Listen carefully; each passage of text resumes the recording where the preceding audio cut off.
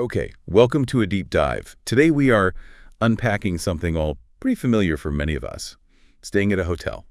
We've got some great info here about the typical kinds of conversations you might have, the services you can expect, that sort of thing. So our mission today, let's go beyond just the basics. We want to really understand the whole hotel experience, from the moment you check in to asking for help if something goes wrong and figuring out all those little services. Exactly.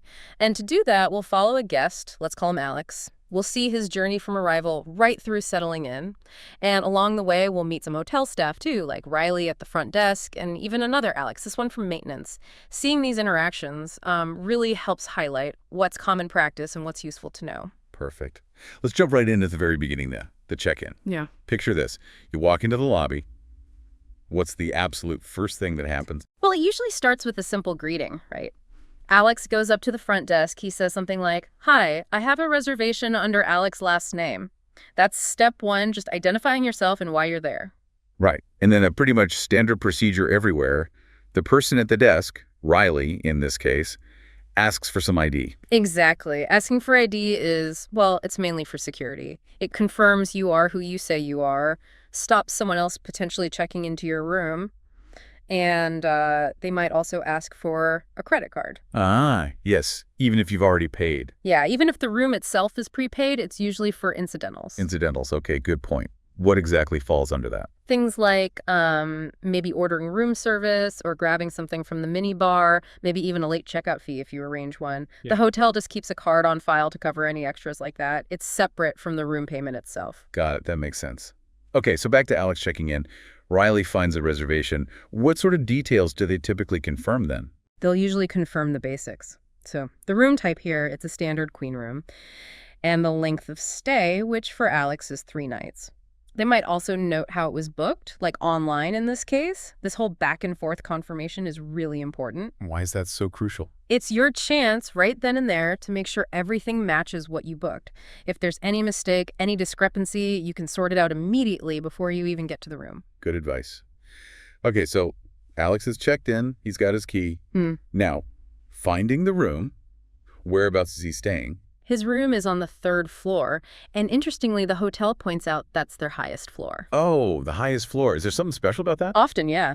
Hotels sometimes mention it because higher floors can be quieter, potentially less foot traffic from people walking down the hallway above you, maybe a bit more removed from noise coming from the lobby or the street. That makes sense.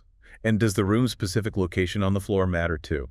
Oh, absolutely. They mention Alex's room is park-facing, and they specifically say that park-facing rooms tend to be quieter than ones looking out onto the street, which, could have traffic noise. It seems like a small thing, but it can really make a difference to your comfort, especially if you're a light sleeper. Definitely. So Alex gets into his room. What's the first impression? What does he notice? Well, he's got a full view of Maplewood Park. And the notes say he really likes it, finds it quite relaxing. It just highlights how much a nice view can add to the experience. It's not just about looking nice. It can actually affect how you feel during your stay. Hotels know this, of course, and often charge a bit more for those rooms with better views. True. What about the bed? Probably the most critical part for a good night's rest when you're away from home. It's a standard queen-size bed, and the hotel mentions they've updated their mattresses recently.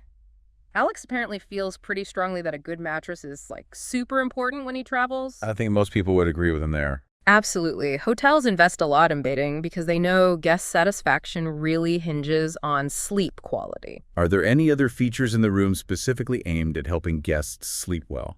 Yes, they mention the room has blackout curtains. Ah, those are great. They really are. Very thoughtful, especially if you're dealing with jet lag, or maybe you just need to sleep during the day for some reason. It shows the hotel is thinking about the practical needs of travelers. Okay, so he's found the room, likes the view, checks out the bed. How does he actually get in? It's an electronic key card system. Riley explained back at the desk that you just tap the card on the reader by the door. Simple enough, though sometimes those key cards can be a bit finicky, can't they? They can, yeah. It's always a good idea to keep them away from your phone or magnets. They can sometimes get demagnetized.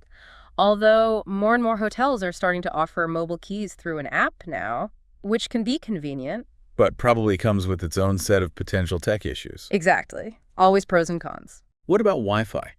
That's basically non-negotiable for almost everyone nowadays. Oh, completely essential. And the hotel here does something really helpful. They put the network name and the password right on the sleeve the key card comes in. That is smart. Saves a lot of hassle. It really does. Saves you from having to search around the room or call down to the desk. Right. Just make sure you're connecting to the official hotel network, for security reasons. Good point. What other typical things might Alex find in the room? Standard amenities. Yeah, the usual comforts, like a mini fridge, which is handy for drinks or leftovers, a coffee maker, usually with some coffee pods or packets, and complimentary bottled water is pretty common too. Just those little conveniences that make things easier. Right. And hotels are usually happy to provide extras if you need them. Like more towels or pillows. Exactly. You can typically just call the front desk or housekeeping and ask. It lets them cater to individual needs without having to overstock every single room. Now, this caught my eye in the notes. They mentioned a pillow menu. What's that about? Ah, yes. That's a step up from just offering extra pillows. A pillow menu means you can actually choose from different types of pillows. Maybe memory foam, or perhaps hypoallergenic options, or pillows with different levels of firmness. Interesting. It really caters to guests who have specific preferences or maybe even neck issues. It shows a higher level of attention to detail, focusing specifically on sleep quality and personalized comfort. Sort of a premium touch. Okay, let's fast forward a bit towards the end of the stay. What's the usual checkout time? Generally, it's around 11 a.m. Riley did mention that a late checkout might be possible, but it really depends on how busy the hotel is that day, if they need the room for an incoming guest and their housekeeping schedule. It's always worth asking, though, if you need a bit more time. Can't hurt to ask. And luggage. What if you have several bags? They do offer a bellhop service. Someone can come up and help you with your bags down to the lobby or out to your transport. Alex apparently just had the one suitcase, so he managed himself. But it's a really useful service, especially in bigger hotels or if your bags are heavy. What about food? Can you get food delivered to your room? Yes, room service is available, usually within certain hours, though. Here, it's from 6 in the morning until 11 at night. You'll usually find the menu somewhere in the room, and you just use the room phone to place your order. Convenient, but often a bit pricier, right? Generally, yes. It offers privacy and ease, but you do pay a premium compared to eating in the hotel's restaurant or, ordering takeout from somewhere else. And speaking of services, the hotel also offers laundry. Oh, yeah. How does that work? Usually two ways. There might be self-service machines like washing machines and dryers, often on a specific floor here. They mentioned the second floor. Or there's full service where you put your laundry in a bag, leave it for housekeeping, and they'll wash and fold it for you. That often has a same-day return if you get it to them in the morning. Okay, so options for food and laundry. What about breakfast? Was that included for Alex? It was, yes. Which is always a nice perk. Saves you figuring out where to go first thing. It's served as a buffet in the dining area between 7 and 10 a.m. And what kind of food would you typically find at a hotel breakfast buffet? Oh, usually a pretty good spread. You'll often see hot options like scrambled eggs, bacon, or sausage, maybe even someone making fresh omelets, plus fruit, pastries, yogurt, cereal, lots of choices. Alex thought it sounded great. They aim to cater to different tastes.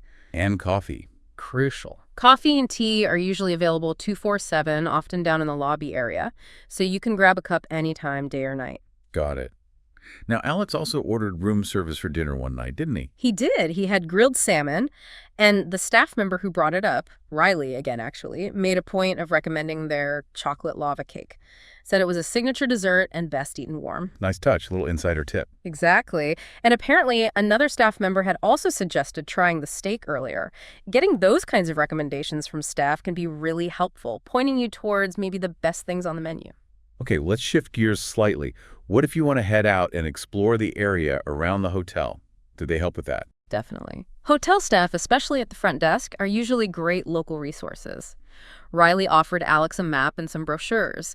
These often have recommendations for nearby restaurants, shops, attractions, that sort of thing. They even mentioned a specific local coffee shop nearby called the Bean House. Giving those kinds of specific personal recommendations adds a really nice local touch. Makes you feel a bit less like a generic tourist. True.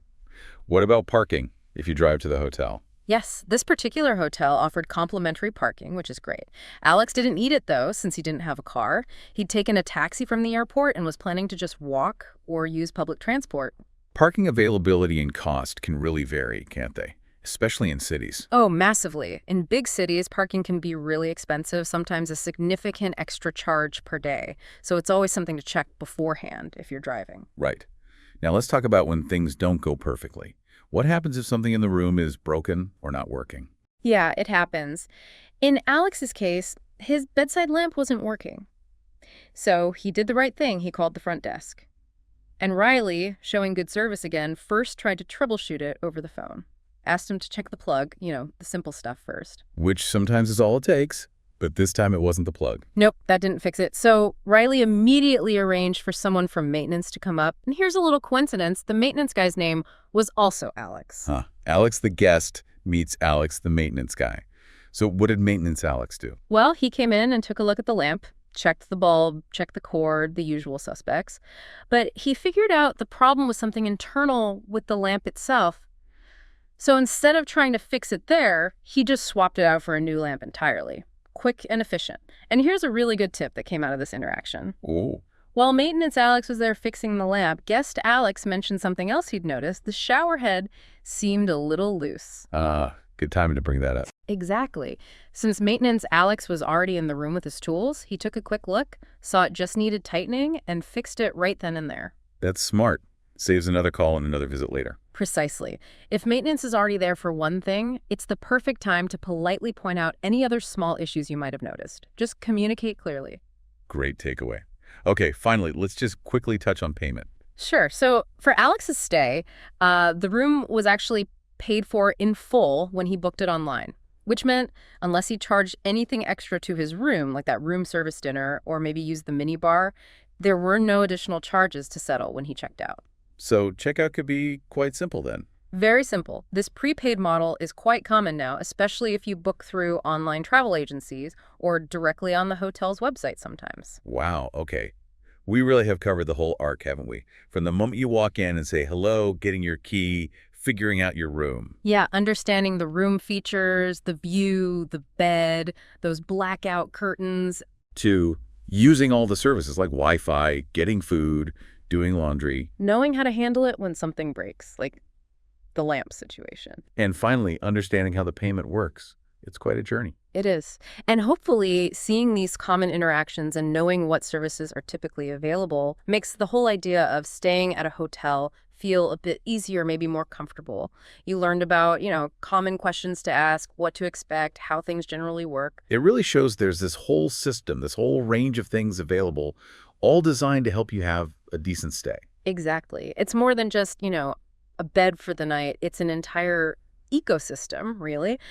Think about all those little details we talked about, the park view, the pillow menu, the quick maintenance response. Right. They're all part of the package, all aimed at improving the guest experience. Precisely. And understanding the why behind some of these things. Why do they offer blackout curtains? Why put the Wi-Fi details on the key sleeve?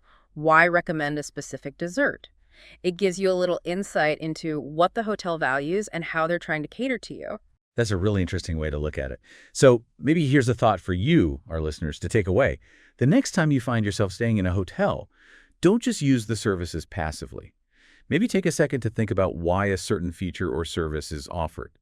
What does that specific detail tell you about the hotel's priorities and how they view your experience as a guest?